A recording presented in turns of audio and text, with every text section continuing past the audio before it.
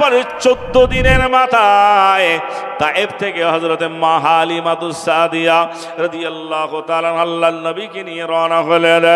হযরত হালিমা যখন নিয়ে গেলেন, চলতে চলতে আল্লাহর নবীকে যখন হালিমার উটের পিঠে যখন সওয়ার হলেন, আল্লাহর নবী বসার সঙ্গে সঙ্গে আল্লাহ পাক হালিমার উটটা ছিল একেবারে দুর্বল কমজোর উট ছিল, কিন্তু আল্লাহর নবীর কদমের বরকতে আল্লাহর নবী রসিলা রসুলে পাক যখন উটের পিছনে সওয়ার হয়েছেন, সঙ্গে সঙ্গে আল্লাহ পাক উটকে একেবারে টাটকা তাজা সতেজ বানিয়ে দিয়েছে। জোরে বলুন সুবহানাল্লাহ। এবার স্বামীকে সঙ্গে নিয়ে আল্লাহর রসুলকে সঙ্গে নিয়ে তায়েফের পথে রওনা হলেন। চলতে চলতে বহুদূর যাওয়ার পর এক জায়গায় মরুময়দান পাহাড়ি এলাকায় ওই সময় মা হালিমা তার স্বামীকে ডেকে বললেন, এ আমার স্বামী, এই জায়গায় একটু হল করো, এখানে আমরা একটু রেস্ট নেব, একটু বিশ্রাম করব। ওই সময় হালিমার স্বামীকে যখন বলল, হালিমার স্বামী দাঁড়িয়ে গেলেন, আল্লাহর নবীকে নিয়ে ওইখানে রেস্ট নেওয়ার জন্য একটা তাঁবু খাটালো।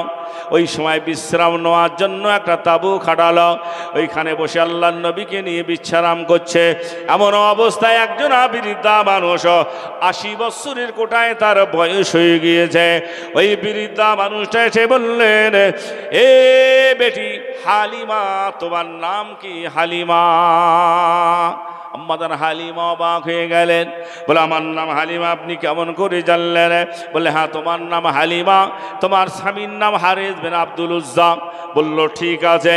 বৃদ্ধা মানুষটা বলল, এই ছেলেটা কার একবার বলো হালিমা। হযরতে মা হালিমা বললেন, এই ছেলেটা হচ্ছে আমার। বৃদ্ধা মানুষটা বলেছেন, হালিমা মিথ্যা কথা বলো না, এই ছেলেটার বাড়ি হচ্ছে মক্কা শরীফে, এই ছেলেটার নাম হচ্ছে মুহাম্মাদুর রাসূলুল্লাহ। জোরে বলুন সুবহানাল্লাহ। হযরতে মা হালিমা অবাক হয়ে গেলেন, এই বৃদ্ধা মানুষ এত খবর কি করে জানলো? আমার নাম হালিমা, আমার স্বামীর নাম অমোঘ, এই ছেলের নাম এই। বলে এই ছেলের মায়ের নাম হচ্ছে আমেনা, এই বেটার বাপের নাম হচ্ছে আব্দুল্লাহ। সব খবর যখন বৃদ্ধা মুরব্বী যখন বলে দিয়েছে, হযরতে মা হালিমা অবাক হয়ে গিয়েছেন, এত খবর বৃদ্ধা মুরব্বী মানুষ কি করে জানল? ওই সময় মা হালিমা বললেন, এত খবর আপনি কেমন করে জানলেন? ওই সময় 80 বছরের বৃদ্ধা মানুষটা বলেছিলেন, ও হালিমা, তুমি জানো না, আমি তাওরাত ইনজিল জব্বুরে দেখেছি, আখিরি জামানার নবী যিনি হবেন, এই রাস্তা দিয়ে হালিমা নিয়ে যাবে, এই জায়গায় হোল করবে। সেই দিন থেকে আমি আখিরি নবীর অপেক্ষায় ইন্তজারে দাঁড়িয়ে আছি। জোরে বলুন সুবহানাল্লাহ। এ হালিমা, ছেলেটাকে একবার আমাকে দেখাও। আল্লাহর নবীর চাঁদ মুখখানা একবার দেখালেন। বৃদ্ধা মানুষটা বলল, হালিমা বাচ্চাটাকে আমার কুলে দাও। হযরত মা হালিমা বললেন, না, কুলেতে দেওয়া যাবে না। বৃদ্ধা মানুষ বলল, হালিমা এই ছেলেটার পিঠটা একটু আগলা করো, জামাটা উঁচু করো। মা হালিমা বললেন, ছেলে হলে মুখ দেখতে ইচ্ছা করে, মুখ দেখতে চায়, ইনি আমার পিঠ কেন দেখতে চায়? তাহলে মতলব মনে হয় ভালো না। মা হালিমা বললেন, আমি ছেলের পিঠ দেখাবো না। হালিমা চিন্তা করছে, এর মতলব ভালো না, সবাই মুখ দেখে বাচ্চার, আর ইনি বলছে পিঠ দেখবো। যখন বলছে না দেখাবো না, তখন বৃদ্ধা মানুষ বলছে, হালিমা এই কাছাকাছি আমার বাড়ি, তুমি যদি ছেলেটার পিঠটা না দেখাও না, তাহলে আমার বাড়ির লোকদের এসে ধরিয়ে দেবো। মা হালিমা তখন ভয় পেয়ে গিয়েছেন। মা হালিমা তখন বলছে, আপনি আমার আব্বার মতন আব্বা হন না? জোরে বলুন সুবহানাল্লাহ। মুরব্বী বলছে, হালিমা তুমি খুব চালাক চতুর। জোরে বলুন সুবহানাল্লাহ। ওই সময় বৃদ্ধা মুরব্বী মানুষ বলেছিলেন, এ হালিমা ওই বাচ্চার পিঠটা একটু দেখাও, জামাটা একটু উঁচা করো। এবার যখন জামাটা আগলা করলেন, আল্লাহর নবীর পিঠে আল্লাহ পাক নবুয়াতের স্টাম্প দিয়েছিলেন, যাকে নবুয়াতের মোহর বলা হয়। নবী হওয়ার সিল মোহর আল্লাহ পাক, নবুয়াতের মোহর আল্লাহ দিয়েছিলেন। যখনই জামাটা উঁচু করে দেখতে পেলেন, ওই সময় বৃদ্ধা মানুষটা বলেছিলেন, হালিমা রে, ঠিকই হয়েছে আমার ধারণা, না, এই ছেলেটা হচ্ছে আখিরি জামানার শেষ নবী। জোরে বলুন সুবহানাল্লাহ। এ হালিমা, আমার বয়স এখন 80 বছর হয়ে গিয়েছে, এই ছেলেটার বয়স যখন 40 বছর হবে, এই ছেলেটা তখন নবুয়ত প্রাপ্ত হবে। হালিমা রে, আমি হয়তো ততদিন পৃথিবীতে থাকবো না, তবে হালিমা তুমি যদি এই ছেলেটাকে যখন 40 বছর বয়স হবে, নবুয়ত প্রাপ্ত হবে, ওই সময় তুমি আমার নামটা একটু মনে করে বলে দিও। আমি আখিরি জামানার নবীর কালেমা পড়ে ঈমান এনে মুসলমান হয়ে গেলাম। জোরে বলুন সুবহানাল্লাহ। দয়ার নবী আমার বড় হতে থাকেন। মা হালিমার কাছ থেকে যখন মা আমিনার কাছে চলে এলেন, আল্লাহর নবী 4 মাস যখন মায়ের পেটে জায়গা পেয়েছিলেন, তখন তিনি বাফারা হয়ে গেলেন। 6 বছর বয়সে তিনি মাহারা হয়ে গেলেন। 8 বছর নবী পাকের বয়স যখন, তখন তিনি দাদাহারা হয়ে গেলেন। আল্লাহর নবীর জীবনটা দুঃখে দুর্দশায় যন্ত্রণায় কেটেছে বন্ধু আমার।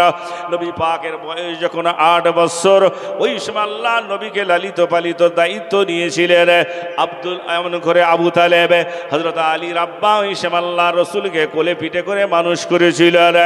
হযরত আলীর আব্বা আবু তালেব মক্কার বেঈমান বেদিনদের ডেকে বলেছিল, এই মক্কার মানুষেরা আমার ভাইপো মোহাম্মদকে মার্ডার করার আগে, তার আগে আমি আবু তালেব আমাকে দুনিয়া থেকে সরিয়ে দিতে হবে। আমি আবু তালেব বেঁচে থাকতে ভাইপোর একটা পশমের ক্ষতি হতে দেব না। চিল্লে বলুন সুবহানাল্লাহ।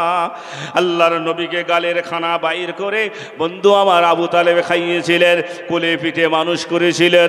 কিন্তু আবু তালেবের ভাগ্য খারাপ, তকদির মন্দ। আবু তালেব কিন্তু কলমা নসিব হয় না। আল্লাহর নবীর বয়স যখন 50 বছর, আবু তালেবের ওই সময় আবু তালেব ইন্তেকাল হয়ে যায়। একটানা 10 বছর কলমা শোনার সৌভাগ্য হয়েছিল আবু তালেবের, কিন্তু আবু তালেবের কপাল খারাপ, ভাগ্য মন্দ, তকদির মন্দ। আবু তালেব বিনা কলমায় মারা গিয়েছে। তাই আবু তালেবের ঠিকানা হবে জাহান্নাম।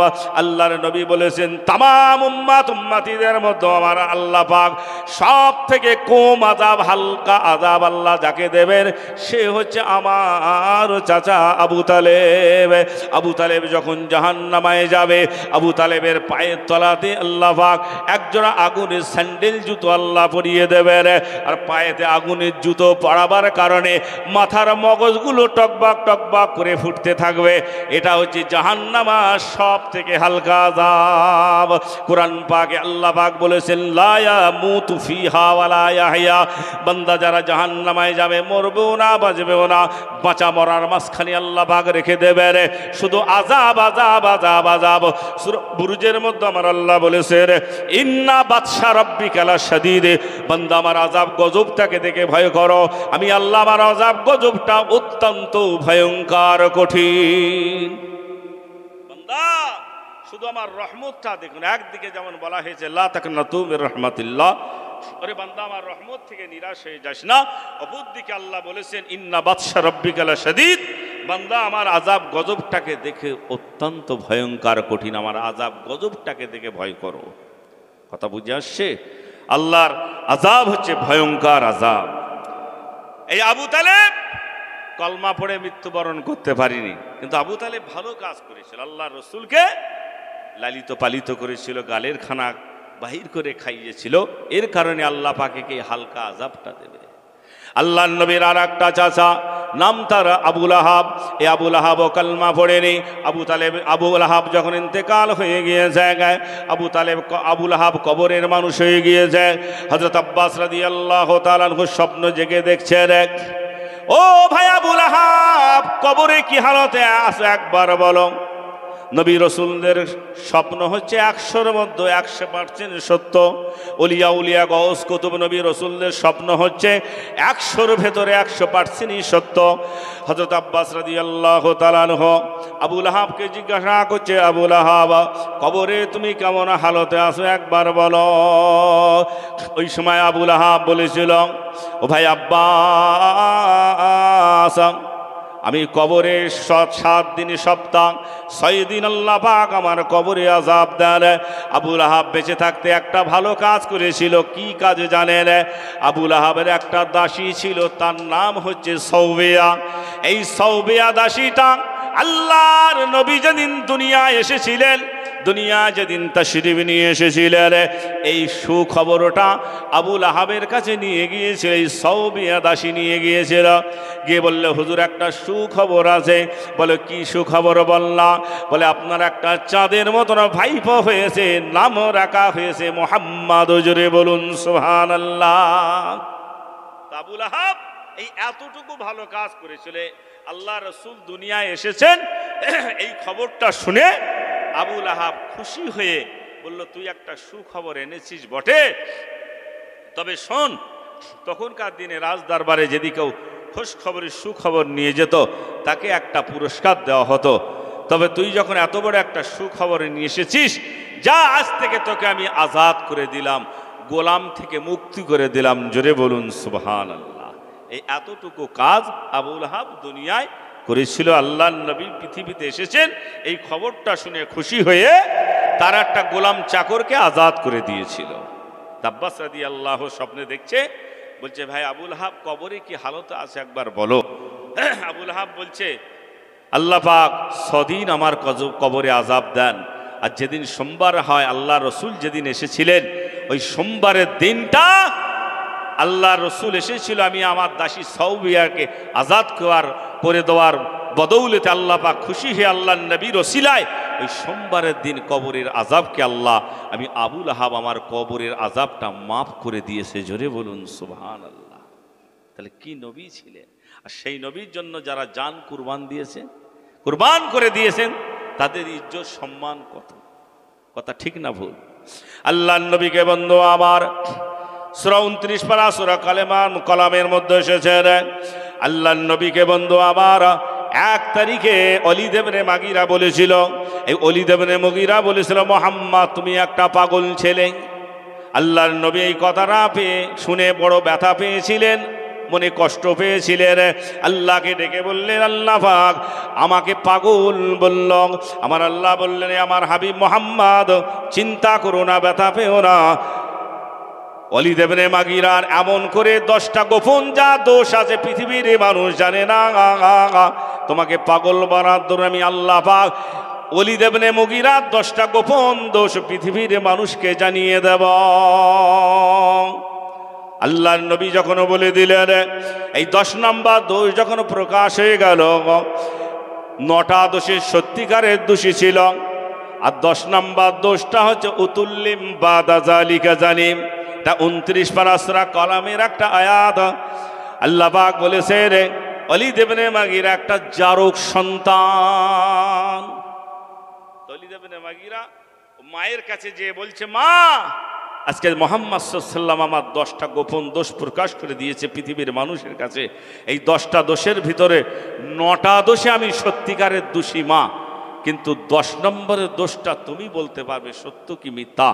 মা আমি নাকি জারক সন্তান, আমি নাকি জেনায় পয়দা, এটা কি সত্য মা? সত্য কথা বলো না তো এই তলোয়ার দিয়ে তোমাকে দুখণ্ড করে দেব। যখন তলোয়ার তুলেছে মা তখন ভয়তে কাঁপছে আর বলছে, বাবা শোন, বাবা শোন, বাবা মুহাম্মদ যেটা বলেছে ওটা সত্য কথা বলেছে। জোরে বলুন সুবহানাল্লাহ।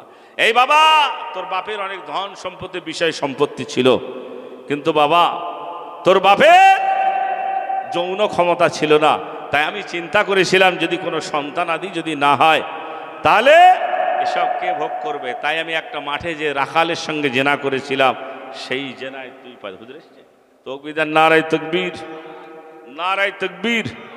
আওলাদে মুজাদ্দিদুজ জামান, আওলাদে মুজাদ্দিদুজ জামান, সিলসিলা হক ফুরফুরা শরীফ, নারায়ে তাকবীর। এটা কলমা জেকেরে কলমা লা ইলাহা ইল্লাল্লাহ, লা ইলাহা,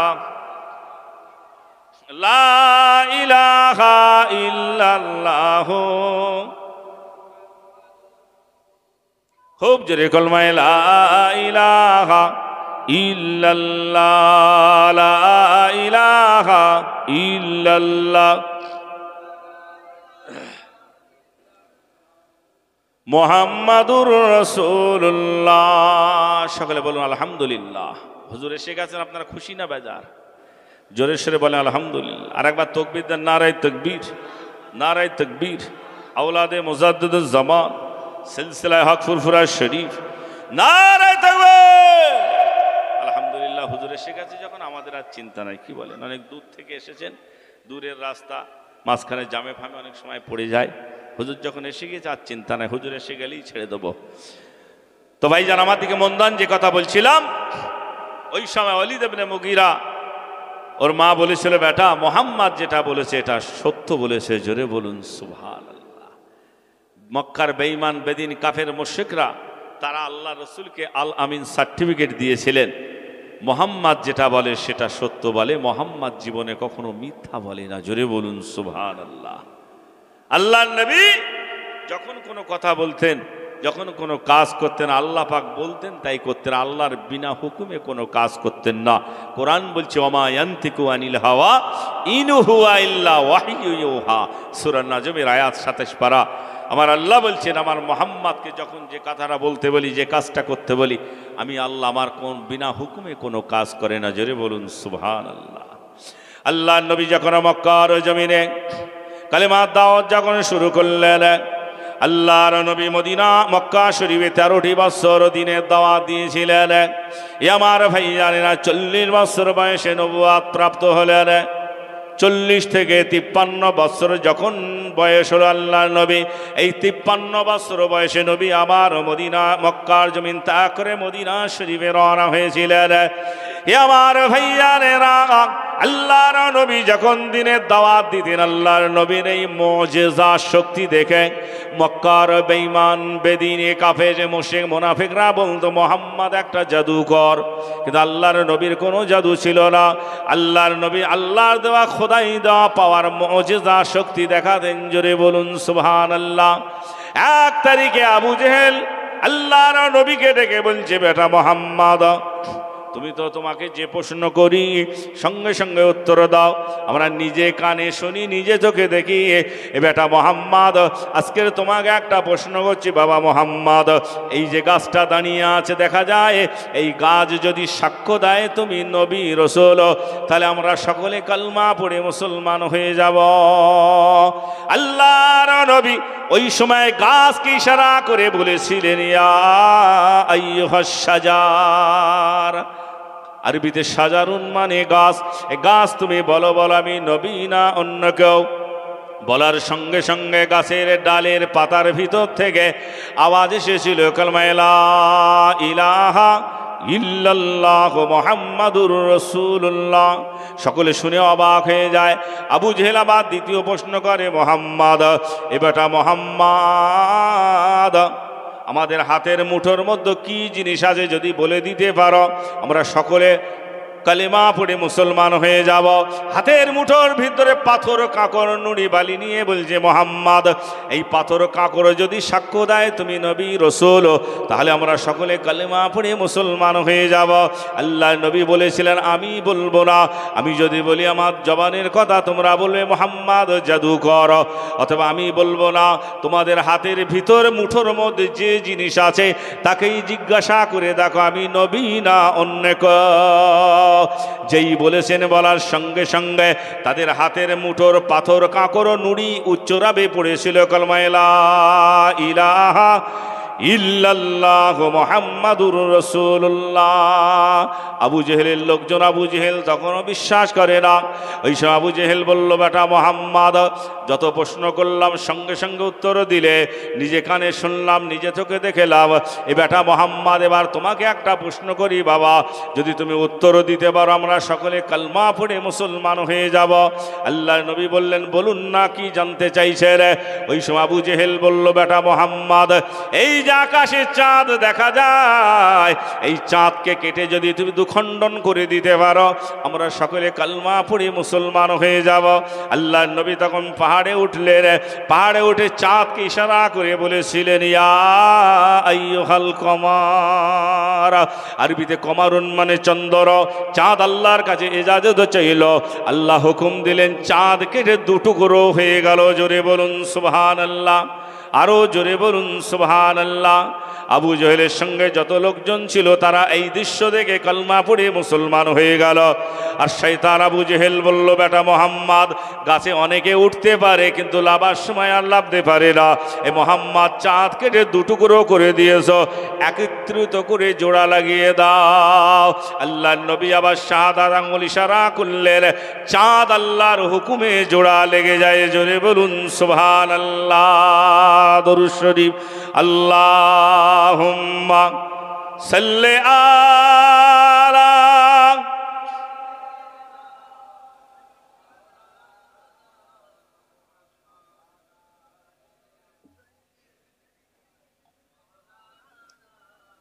আমার দিনদার ইমানদার ভাইয়া, আল্লাহর নবীর এই মোজেজা দেখে মক্কার বেঈমান বেদিন কাফের মোশরিক মুনাফিকরা বলতো, মোহাম্মদ একটা জাদুকর। জোরে বলেন নাউজুবিল্লাহ। আল্লাহর নবী জাদুকর ছিলেন না। আল্লাহর নবীকে আল্লাহ পাক স্পেশাল শক্তি ক্ষমতা পাওয়ার মোজেজা দান করেছিল। জোরে বলুন সুবহানাল্লাহ। সব নবীদের থেকে আল্লাহ পাক আমার আপনার নবীকে সব থেকে বেশি পাওয়ার আল্লাহ দিয়েছিলেন। জোরে বলুন সুবহানাল্লাহ। এই আবু জেহেল এত বড় শয়তান ছিল, আল্লাহর নবীকে যখন মক্কা জমিনে ছলে বলে কলে কৌশলে যখন কালেমা বন্ধ করতে পারিল, ওই সময় আবু জেহেল চিন্তা করলো মোহাম্মদকে জানে মেরে দিতে হবে, মোহাম্মদকে দুনিয়া থেকে সরিয়ে দিতে হবে। এই না চিন্তা ভাবনা করে মিটিং ডাকলো কাবার চাতলে। বন্ধু আমার, মক্কার 6,500 মানুষকে নিয়ে মিটিং হচ্ছে। বলো তোমরা কে পারবে মোহাম্মদের মাথাটা কেটে আনতে? ওই সময় হযরত ওমর ফারুক রাদিয়াল্লাহু তাআলা আনহু, তখন তিনি কালমা পড়ে মুসলমান হন নাই, তিনি তখন আবু জেহেলের দলে হয়ে আছেন। ওই সময় আবু জেহেল যখন বলল, কে আছো বলো, হাত উঁচু করে বলো মোহাম্মদের মাথা কে কেটে আনবে বলো। মোহাম্মদের মাথা যদি কেটে আনতে পারো 100 সোনার মোহর দেওয়া হবে। এমন করে দামি উট, পারস্যর দামি উট তাকে দেওয়া হবে। বহু টাকা পয়সা সোনা দানা গিফট পুরস্কার দেওয়া হবে। 100 সোনার মোহর দেওয়া হবে। 10 ভরি সোনাকে গলি একটা দলা করলে একটা মোহর বলা হয়। এরকম 100 সোনার মোহরও তোমাদের দেওয়া হবে। কাজটা শুধু এটাই, মোহাম্মদের মাথাটা কেটে আনতে হবে। এই হুকুম যখন আবু জেহেল জারি করল, 6,000 মানুষের মধ্যে দেখা যায় কেউ হাত উঁচু করে বলে না। ওই সময় ওই দলে ওমর ফারুক বসেছিল। ওই সময় ওমর বলল, আমি যেমন নেতা আছি তেমন কাজও করে দেখাতে পারি। মক্কার জমিনে আল্লাহর নবী দুজনা ব্যক্তি ছিল প্রধান শত্রু। একজন হচ্ছে আবু জেহেল বিন হিশাম, হিশামের বেটা আবু জেহেল। আর একজন হচ্ছে ওমর বিন খাত্তাব, খাত্তাবের বেটা ওমর। এই দুই বড় মাথা এক জায়গায় বসে মিছিল মিটিং করত। মোহাম্মদকে কেমন করে মার্ডার করা যায়, মোহাম্মদের কলেমা কেমন করে বন্ধ করে দেওয়া যায়। ওই সময় ওমর দাঁড়িয়ে বলল, আমি শুধু নেতা নয়, যেমন নেতা আছি তেমন কাজ করে দেখাতে পারি। ওই সময় হাত উঁচু করে দাঁড়িয়ে বলল, কেউ যখন রাজি হচ্ছে না তাহলে তলোয়ারটা আমাকে দাও, আমি মোহাম্মদের মাথাটা আমি কেটে আনব। ওমর বলল, তবে একটা কাজ তোমাকে করতে হবে। আবু জেহেল বলল, কি কাজ করতে হবে বলো। বলে, আমি মোহাম্মদের মাথা যতক্ষণ না কেটে এইখানে আনব, এদের 6,000 মানুষ যারা বসে আছে এদের একটাও বাড়ি ঘরে যেতে দেবে না। আমি মোহাম্মদ আমাদের চিরশত্রু, তার মাথা কাটতে যাব কষ্ট করে, আর এরা বাড়িতে যে বিবি বাচ্চা নিয়ে সুখ ভোগ করবে, খবরদার এদের যেতে দেবে না। ওই সময় আবু জেহেল বলল, কোনো চিন্তা নাই, তুমি কষ্ট করে মোহাম্মদের মাথা কাটতে যাবে, আর এদেরকে বাড়ি যেতে দেবো না, না না, কখনো তা যেতে দেব না। ওই সময় আবু জেহেলের ওখান থেকে ওমর ফারুক রাদিয়াল্লাহু তাআলা আনহু, তখন তিনি কাফের অবস্থায় আছেন। আল্লাহর নবী মাথা কাটার জন্য ঘোড়ার পিঠে সওয়ার হলেন। ঘোড়া ছুটিয়ে ছুটিয়ে আল্লাহর নবীর বাড়িতে গিয়ে হাজির। যে দেখছেন নবী আমার বাড়িতে নাই, আল্লাহর নবী মনের দুঃখে পাহাড়ি এলাকায় বসে চিন্তা করছেন।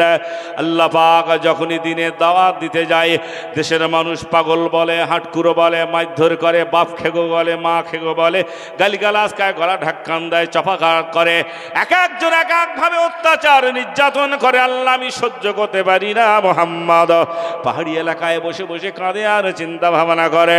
হযরত ওমর আল্লাহর নবীর মার্ডার করার জন্য, মাথা কাটার জন্য যখন আল্লাহর নবীর বাড়িতে পৌঁছে গেলেন, দেখলেন নবী আমার বাড়িতে নাই। ওমর চিন্তা করলো তাহলে পাহাড়ি এলাকায় নিশ্চয়ই কোন জায়গায় কোথায় আছে দেখতে হবে। এই না বলে ওখান থেকে ঘোড়াটা ছুটিয়ে নিয়ে এবার পাহাড়ি এলাকায় যাচ্ছেন। পাহাড়ি এলাকায় যেয়ে দেখছে ওমরের একজন পরিচিত বন্ধু, নাম তার নঈম, আব্দুল্লাহ বিন নঈম। এই হযরতে নঈম তার আগে কালমা পড়ে মুসলমান হয়ে আল্লাহর নবীর দলে ঢুকে গিয়েছে। জোরে বলুন সুবহানাল্লাহ। নঈম উট ভেড়া দুম্বা ছাগল বকরি চড়াচ্ছে পাহাড়ি এলাকায়। পাহাড়ের ফাটল থেকে কচি কচি ঘাস যে বেরোয়, ওই ঘাসগুলো ছাগলরা সব কেটে কেটে খাচ্ছে আর নঈম চড়াচ্ছে। আর এমন অবস্থায় ওমর জালালি রুগ্ন মেজাজ নিয়ে ওই জায়গায় হাজির। ওমরকে দেখে নঈম বলছে, বন্ধু কি খবর? এখানে মেজাজ ভালোই বিরাট গরম দেখছি। বলছে, হ্যাঁ, আমাদের চিরসত্য মোহাম্মদকে দুনিয়া থেকে সরিয়ে দেবো, তার মাথা কাটার জন্য আমি বেরিয়েছি। কাবা শরীফের চাতোয়ালে 6,500 মানুষকে বসিয়ে রেখেছি, মোহাম্মদের মাথা নিয়ে দেখাবো। ওই সময় নঈম চিন্তা ভাবনা করলো, আমি তো আল্লাহর নবীর দলে ঢুকে গিয়ে কলমা পড়েছি, আর নবীকে মার্ডার করবে এটা তো আমি কখনো পছন্দ করি না, কখনো চাই নাই। তাই ওই সময় নঈম বলল, বন্ধু ওমর, আমি তোমার জীবনে অনেক উপকার করেছি, তোমার সঙ্গে আমার বন্ধুত্ব, তুমি আমার উপকার করেছো। মাঝে মাঝে তোমার বাড়ি যাই, তুমিও খাওয়াও, আমার বাড়িতে তুমি আসাও, আমিও তোমাকে নেমন্তন্ন করে খাওয়াই, যত্ন করি, ভালোবাসি। তো বন্ধু আজকের আমার একটা উপকার করতে পারবে? ওমরের রাগটা হজম করার জন্য একটা বুদ্ধি মাথায় এসে গেল হযরত নঈমের। বলল, কি? বলল, এই যে বকরিগুলো চড়ছে না, এর ভিতর থেকে সব ছাগলগুলো এক জায়গায় খাচ্ছে, আর একটা ছোট্ট বাচ্চা দেখো এই দল ছাড়া হয়ে গিয়েছে, ওকে কিছুতেই দলে ঢোকাতে পারছি না। তুমি যদি ওই ছাগলের বাচ্চাটাকে ধরে দিতে পারো তাহলে আমার বড় উপকার হয়। আর একটা ছাগলের বাচ্চা যদি কম হয়, মালিক ছাগল যখন বাড়ির থেকে দেয় গুনিয়ে দেয়, আর যখন ছাগল চড়িয়ে জমা দেয় গুনে নেয়, একটা কম হয়ে গেলে আমার মাইনে কাটা যাবে। তুমি কি চাও আমার মাইনে কাটা যাক? ওমর বলল, না। বললে, তাহলে আপনি যদি আমার এই ছাগলের বাচ্চাটা ধরে দিতে পারেন না, আমার খুব উপকার হবে। বন্ধু আমার, লম্বা ঘটনা। ওই সময় নঈম যখন বললেন, বলার সঙ্গে সঙ্গে ভাইয়ারা আমারা, হযরত ওমর বললে, তাহলে তরোয়ারটা ধর। তলোয়ারটা নঈমকে দিয়ে এবার হযরত ওমর ঘোড়ার পিঠ থেকে নেমেছে। ঘোড়ার পিঠ থেকে নামার সঙ্গে সঙ্গে এবার ওই ছাগলের বাচ্চা ধরার জন্য ছুটছে। দেখবেন ছাগলের বাচ্চা 2-3 মাস বয়স বাচ্চা দ্রুত গতিতে ছুটতে থাকেন। হযরত ওমর যখন পাহাড়ের ওপরে হাঁচর পাঁচর করে যখন উঠছে ছাগলের বাচ্চা ধরার জন্য, ওখান থেকে যেই ওমর ধরতে যাচ্ছেন, ছাগলের বাচ্চা পাহাড়ের ওপর থেকে তিত্তির করে নিচে নেমে আসছে। আবার হযরত ওমর হাঁচর পাঁচর করে যখন নিচেই ধরতে আসছে, ওমর যেই ধরতে যাবার দ্রুত গতিতে ছুটে পাহাড়ের মাথায় উঠে পড়ছে। এইভাবে 2-4 বার ওঠানামা করার পরেই হযরত ওমরের সমস্ত শরীরটা ঘামে জারজার হয়ে গিয়েছে। রেগে গিয়ে বলছে, বন্ধু, এ বন্ধু নঈম, এ ছাগলের বাচ্চা ধরা যাবে না, কারণ এ দ্রুত খুব চালাক। ওই সময় নঈম বলল, সুযোগ যখন এসেছে সদ্ব্যবহার করব। ওই সময় নঈম বলেছিল, বন্ধু, তুমি একটা সামান্য ছাগলের বাচ্চা তাড়িয়ে ধরতে পারলে না, আর যাকে তুমি ধরবে বলছো, যাকে তুমি মাথা কাটবে বলছো, সে তো আল্লাহর বাগ আছে, আল্লাহর বাগ। জোরে বলুন সুবহানাল্লাহ। তুমি একটা সামান্য ছাগলের বাচ্চা তাড়িয়ে ধরতে পারলে না, আর আল্লাহর বাগকে তুমি কেমন করে পাকড়াও করবে? তোমার আশা সফল হবে না, বিফল হয়ে যাবে। জোরে বলুন সুবহানাল্লাহ। যে এই কথা বলেছে, বলার সঙ্গে সঙ্গে ওমর কাট করে মাথা কথাটা ধরে নিয়েছে। বলছে, তুই আল্লাহর নবী মুহাম্মাদের হয়ে কথা বলছি, মানে তুই কি মুহাম্মাদের দলে ঢুকেছিস? ওই সময় নঈম বলল, হ্যাঁ হ্যাঁ হ্যাঁ, মিথ্যা বলবো না, আমি কালমা পড়ে মুসলমান হয়ে গিয়েছি। জোরে বলুন সুবহানাল্লাহ। যেই বলেছেন হযরত ওমর, ওই সময় জালালি মেজাজ নিয়ে তলোয়ারটা খাপের ভিতর থেকে খুলে আবার উঁচু করেছে, নঈমের মাথাটা কাটবে। বললে, মুহাম্মাদকে মার্ডার করার আগে মুহাম্মাদের শিষ্যর মাথাটা আগে কেটে নেই। এই না বলে যখন তলোয়ার উঁচু করেছে, নঈম ওই সময় বলল, বন্ধু, আমি তো উট ভাড়া ছাগল দুম্বা চড়াতে এসেছি খালি হাটে, আর তুমি তো একেবারে রেডি হয়ে তলোয়ার নিয়ে এসেছো, শানিত তলোয়ার, যেই দিক থেকে মারবে কাজ হয়ে যাবে। এ বন্ধু ওমর, আমাকে মার্ডার করার আগে, আমাকে মারার আগে আমার একটা কথা কি তুমি শুনবে? ওমর বলল, বল না তুই কি বলতে চাইছে? যে বলে, তুমি কি খবর রাখো, তোমার সঙ্গে আমার কোনো রক্তের সম্পর্ক নাই, কিন্তু তোমার সঙ্গে যার রক্তের সম্পর্ক তোমার নিজের বোন বোনাই, তারা মুহাম্মদ সাল্লাল্লাহু আলাইহি সাল্লামের কালিমা পড়ে দলে ঢুকে গিয়েছে। জোরে বলুন সুবহানাল্লাহ। ওমর বলল, তুই কি সত্য কথা বলছিস? বলে, আমি সত্য বলছি না মিথ্যা বলছি, তো ভালো করে পরীক্ষা নিরীক্ষা করে এসো। তোমার নিজের ঘরে জ্বলছে আগুন, আর তুমি পরের ঘরে পানি দিতে এসেছ। আগে নিজের ঘর সামলাও, তারপরে পরের ঘরে পানি দেবে। ওমর ওই সময় একবার আর নঈমের মাথা না কেটে ওখান থেকে ঘোড়ার পিঠে সওয়ার হয়ে, বন্ধু আমার, ঘোড়া ছোটাতে ছোটাতে এবার বোনার দরজায় যে হাজির। দরজায় যে দেখছে ভেতর থেকে লক করা আছে। ওই সময় ভেতরে হযরত ওমরের বোনের নাম ছিল ফাতেমা, বোনার নাম ছিল হযরতে সাঈদ। বোনা এবার উস্তাদের কাছে আল্লাহর কোরআন তেলাওয়াত করছে। জোরে বলুন সুবহানাল্লাহ, আরো জোরে বলুন সুবহানাল্লাহ। মুহাব্বতে দরুদ শরীফ। আল্লাহুম্মা সাল্লি আলা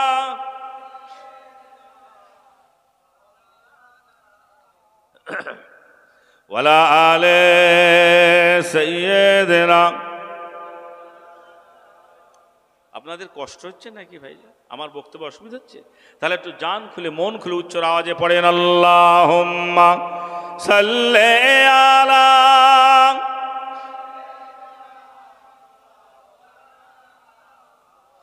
ওয়া আলা আলে সাইয়্যিদিনা। जिंदा को मुर्दा बनाबे तो फिर मुर्दा को जिंदा उठाबे तो, जिंदा को मुर्दा बनाबे तो फिर मुर्दा को जिंदा उठाबे तो, तेरे हाथ में है फना बका, तेरी शान जल्ला जलालुहु। अल्लाहुम्मा